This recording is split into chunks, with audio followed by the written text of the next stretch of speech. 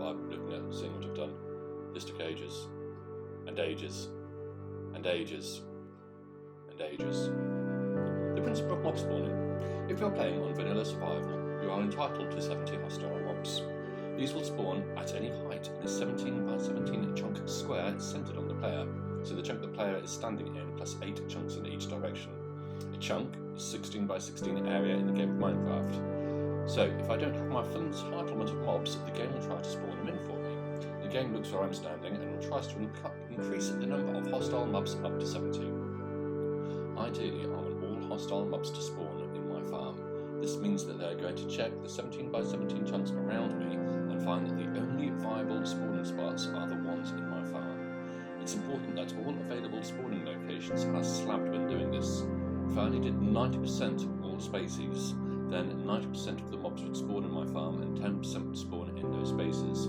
I would then kill the 90% that spawned in the farm, allowing another spawning cycle to occur. But this time, only 90% of the 70 mobs will spawn in my farm. Every time I kill a set of mobs, the efficiency of my farm is going to be reduced by 10% due to having been slabbing the farm up. I started by removing the corridors from the fortress. I left the pillars in. They're going to be a bit of a core to remove. I marked out some areas where I knew I had to slab up to, and I chose a fortress surrounded by lots of lava to reduce the amount of slabbing that I had to do. However, many areas of the Nether have multiple layers. Within the 256 blocks in a chunk, and slabbing out my 289 chunk area, this means I've probably laid down about 73,984 slabs. I have gone through over 20 shulker boxes of stone doing this project.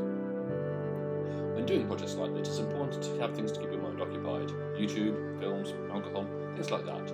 Once you've made a significant start, once you've invested a couple of hours, then it's easier to keep going with the project. It becomes more difficult to let it go. If you let it go, then that means that you've wasted your time doing what you've done so far.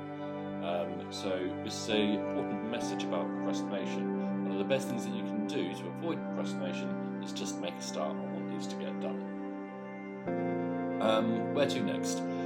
Some sort of storage system would be useful.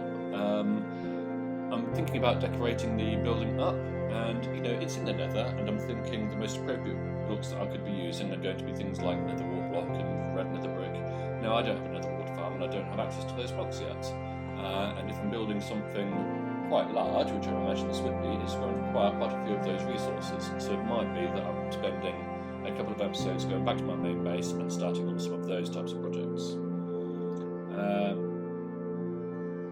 So, my next job I think is going to be to design a storage system for this project.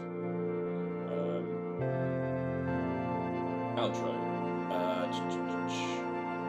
I hope you've enjoyed this video.